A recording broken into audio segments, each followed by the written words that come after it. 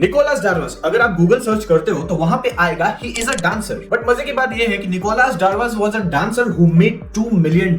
Darvas box उनकी एक self made setup जिसका यूज करके he made fortune. But the shocking part is that कि उस सेटअप की वजह से उनको कुछ बड़ा प्रॉफिट नहीं हुआ। सेटअप वाज वेरी बेसिक, कुछ ऐसा मैथमेटिकल या कुछ भी ऐसा डिफिकल्ट सा नहीं था। The only thing that made him millionaire is the way he think. Recently I read how I made 2 million in stock market by Nicolas Darvas and when I was reading that book, उस time मेरे को ख्याल आया कि Darvas box is just a very simple strategy, but the important part is that how he is applying it. What a brilliant mindset when applying that theory. And फिर वहां से Nicholas Darvas को उनके डांस की वजह से नहीं, उनके $2 million की वजह से जाने लगा। इस वीडियो में मैं डार्वस बॉक्स के बारे में बात नहीं करने वाला हूँ। इस वीडियो में बात करने वाला हूँ कि how he applied that setup, his mindset, his psychology. The first mindset was getting limited information. He is a dancer और दुनिया में वो जगह-जगह घूमते रहते थे और डेली उनका ब्रोकर उनको एक टेलीग्राफ भेजता था जहां पे बहुत ही लिमिटेड इंफॉर्मेशन हुआ करती थी। उस इंफॉर्मेशन में होता था स्टॉक का हाई, स्टॉक का लो, स्टॉक का closing price, that's it. And उस इंफॉर्मेशन के बेस पे डार्वस उनको बोलते थे कि वेदर टू बाय, होल्ड और व्हाटएवर। जब उनके पास एक अच्छा अमाउंट हो गया तो कुछ दिन के लिए वो वॉल स्ट्रीट के पास रहने के लिए चले गए। Now he has access to lot and lot of information. But to a shock, जब तक वो वॉल स्ट्रीट के पास थे,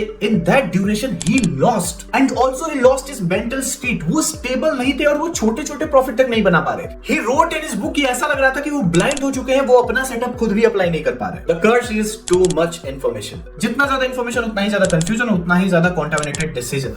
ज्यादा इंफॉर्मेशन इसलिए कर्स होता है क्योंकि अगर आपका कोई सेटअप है जो कि बहुत ही 2, 3, 4 इंफॉर्मेशन की यूज करता है, बट अगर आपके पास ज्यादा हो गया तो आपका सेटअप हो सकता है कि आपको बोले कि you should by that stock, लेकिन दूसरा अगर आप इंफॉर्मेशन आ गया इसके नेगेटिव न्यूज के बारे में तो वहां पे आप रुक जाओगे एंड आपके सेटअप के हिसाब से एक अच्छा स्टॉक छूट जाएगा। Whatever setup you are using उतना ही इंफॉर्मेशन यूज करो, व्हाटएवर रिक्वायर्ड बाय यू, बाकी सब जाने दो। The next psychology is holding winners. If I invested in a stock जो कि 2 महीने में 100% का रिटर्न दे दिया, मेरे को लगेगा let's sell this. Why? Because Warren Buffett ने भी कहा है कि if you are making 20% CAGR you are genius, and यहाँ पे मैंने 2 महीने में 100% बना लिया है। Darvas did not believe on that. Simply if there is no reason to sell, don't. Earning ratio, news or whatever thing that is striking your mind that should not influence your decision. अगर आपका setup allow कर रहा है कि setup से आप exit कर रहे हो तो इंफॉर्मेशन हो या ना हो, at that time you should exit. If you are following a setup तो सिर्फ और सिर्फ प्राइस डिसाइड करना चाहिए कि वेदर आप उस मार्केट में रहोगे या फिर उस मार्केट से बाहर निकल जाओगे। उसका गेन, उसका प्रॉफिट, उसके पास्ट का हिस्ट्री, उसका फ्यूचर का न्यूज, ये कुछ भी डिसाइड नहीं करेगा कि आपको क्या करना चाहिए। The next mindset is following system rigorously. 1957 की बात है, उनके ब्रोकर ने उनको फोन किया कि डार्वस के सारे स्टॉक में एसएल लग गया है एंड वो स्टॉक मार्केट से बाहर हो चुके हैं। ऑल्दो उस समय उनका प्रॉफिट $300,000 था। But he was very surprise, कैसा कैसे हो गया? कहीं मेरा कुछ सेटअप गलत तो नहीं, क्या ऐसा तो नहीं कि कुछ नहीं काम कर रहा है? फिर कुछ दिन बाद उनको पता चलता है from the Wall Street that it is a baby bear market and सारे के सारे स्टॉक नीचे गिर रहे हैं। And that is the strength of the setup कि बियर मार्केट का हल्ला होने से पहले ही Nicolas Darvas was out of the market in all cash. He simply followed the system and system के बाहर उन्होंने कोई काम नहीं किया। He waited for the 9 months in that period of time।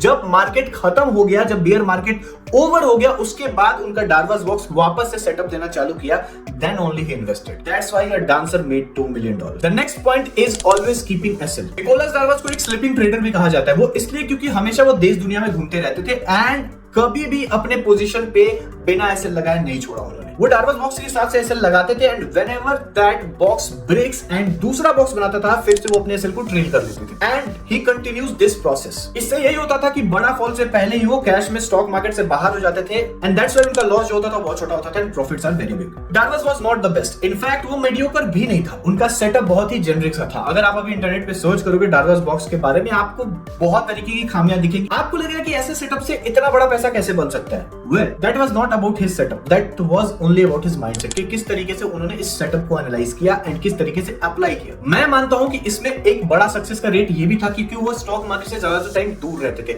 Limited information लेना एंड उस इंफॉर्मेशन को अप्लाई करना, उसके बाद मार्केट को छोड़ देना। अगर उनको लॉस मिला तो लॉस लेके निकलना और प्रॉफिट मिला तो प्रॉफिट लेके निकलना। That made him the biggest winner। Whatever setup आप जो फॉलो कर रहे हो, you should follow that setup rigorously and उसके बाद कुछ टाइम दो and after that please check कि आप प्रॉफिटेबल हो या नहीं। तो गाइस आज के लिए बस इतना ही। आई होप वीडियो पसंद आया। चलते हैं, फिर मिलेंगे, बाय बाय।